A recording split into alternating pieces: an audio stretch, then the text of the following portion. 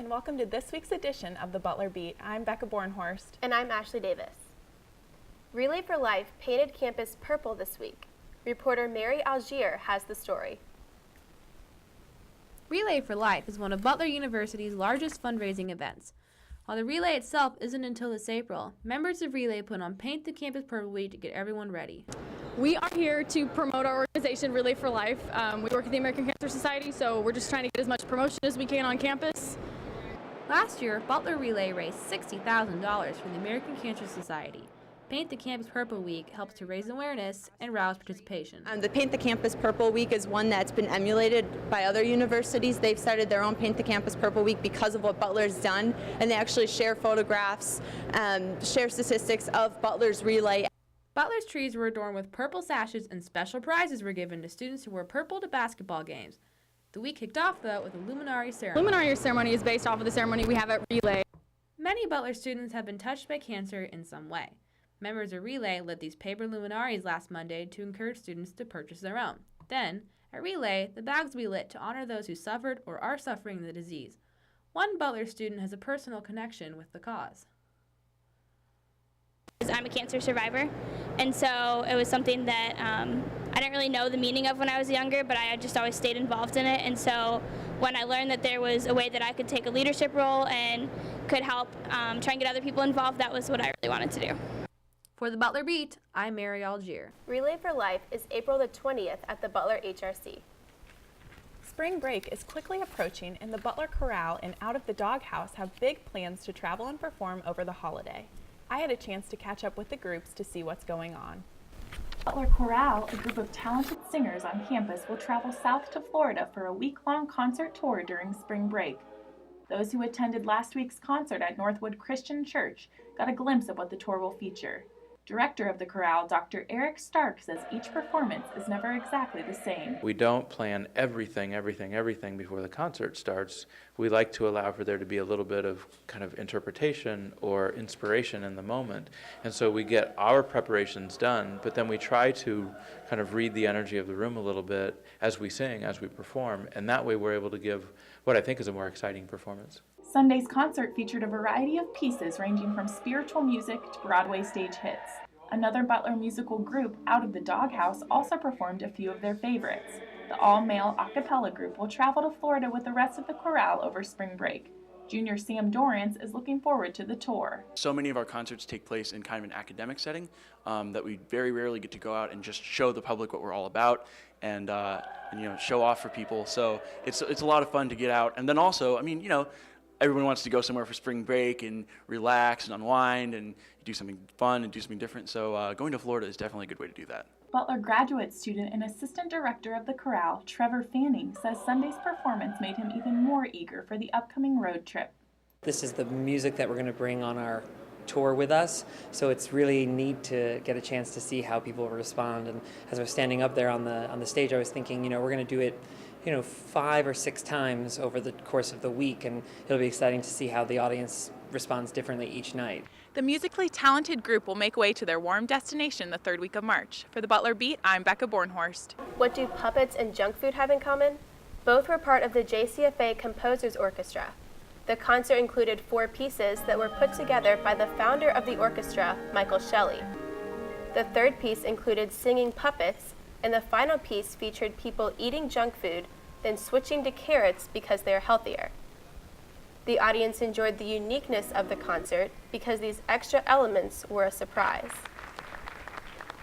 The Center for Faith and Vocation is now promoting health and well-being with new programs. Mallory Winters has the story. The staff at the Center for Faith and Vocation is known for their ability to connect students with spirituality. Recently, though, they are trying to tie this spirituality with health and well-being. Yoga classes are now being offered weekly at the CFV. Program coordinator Marguerite Stanchu described how the class came to be run through the center. We were trying to look at ways to cultivate the vocation part of faith and vocation at the CFV, sort of the non-religious aspect, but spiritual aspect of development. Class instructor and Butler alum, Jacqueline Virgin, said there are several physical benefits to taking a yoga class. The flexibility, like for your body, the increase of hamstrings and shoulder, any joints possible to just really feel the increase of your body stretching. While the physical benefits are great, Stanchu explained how this may be different than your typical yoga class. We wanted to offer the kind of yoga class that would really integrate sort of mind, body, spirit connection. Rather than have it be strictly a fitness type of yoga, we wanted something that was going a little bit deeper and a little bit different pace. Physical and spiritual benefits aside, Butler grad student Erica Tandy said her favorite part is the variation in each session. I think just being with the people, because every different class has a different feel to it, and the different teachers are a really great thing, I think. Many yoga classes provide health and fitness benefits to participants, but the weekly class at the CFE could provide even more. Whether a time of meditation or just a jump start to the day, all are encouraged to stretch their boundaries and join. For the Butler Beat, I'm Mallory Winters. Jenna Cobb has contributed greatly to the success of the Butler women's basketball team. Lance Rinker caught up with her to get more on the story. Last year, as a freshman, Butler guard Jenna Cobb started just one game. This season, she has started all but two and has the Bulldogs in the thick of the conference standings. Cobb began the season as a versatile guard, splitting time at the point guard and shooting guard positions. Then, on January 21st, Cobb started at point guard on the road against Loyola. The New Holland, Ohio native posted a game-high 5 assists and led Butler to a victory. Since then, she has started every game at the point guard position and has helped the Bulldogs win 3 of their last 4 games. Moving to the point guard position was a big transition because it's so different from the 2 guard and the 3 guard, because you have to know all the plays, where everybody's going. You kind of have to be the general out on the floor for coach. So especially as a sophomore, kind of taking on that role of trying to direct people and tell people where to go was a big change. On February 2nd, Cobb scored a career-high 21 points against Cleveland State. Following a pair of road wins against Cleveland State and Youngstown State, Cobb became the first Butler player this season to be named Horizon League Women's Basketball Player of the Week. Cobb's on-court success is in part a result of the hard work and effort she's put in during practice. In practice, Cobb works on sharpening her skills at pressuring the opposing team's point guard and disrupting the opposition's offensive flow.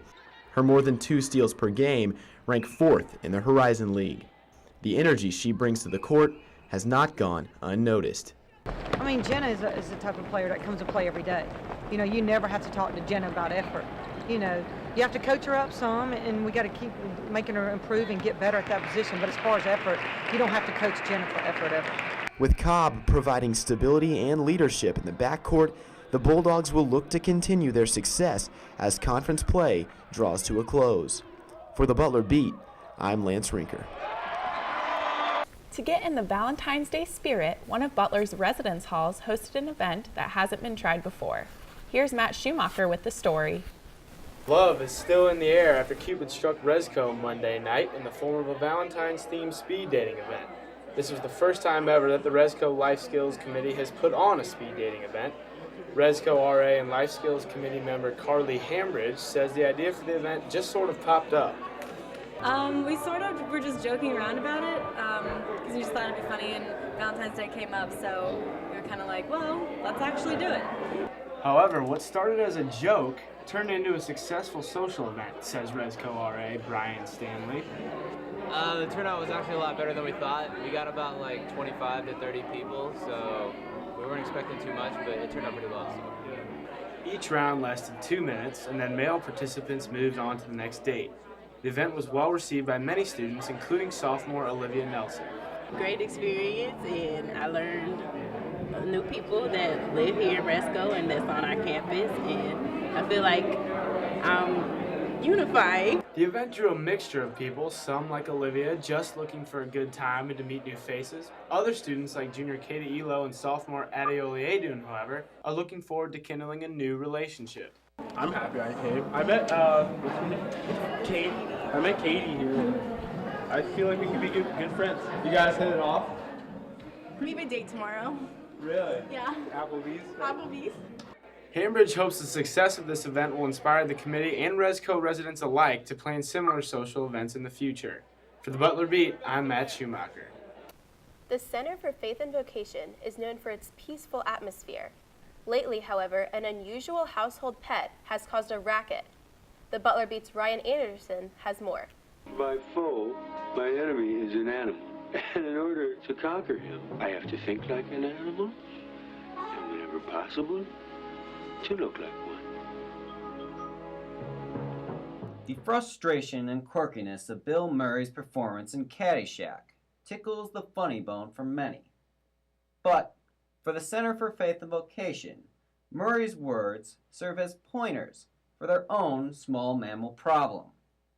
Squirrels, and lots of them, reside in the walls of the Blue House.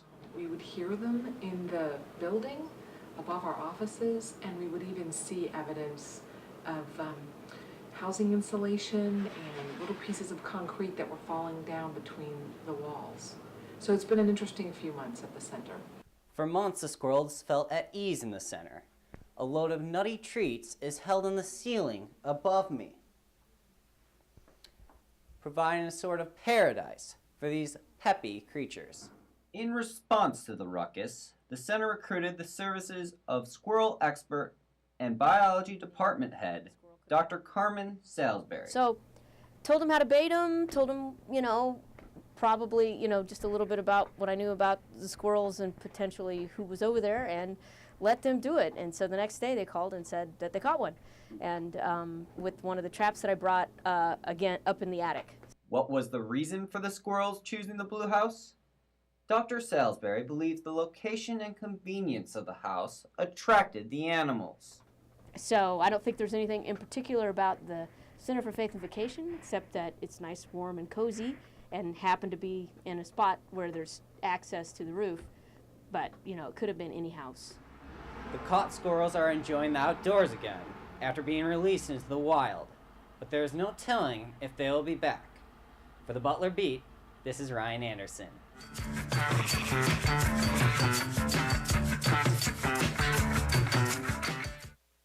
And that wraps up the first segment of this week's Butler Beat. I'm Becca Bornhorst. And I'm Ashley Davis. Stay with us for segment 2 when Bryn Erdy interviews 2 SGA presidential candidates.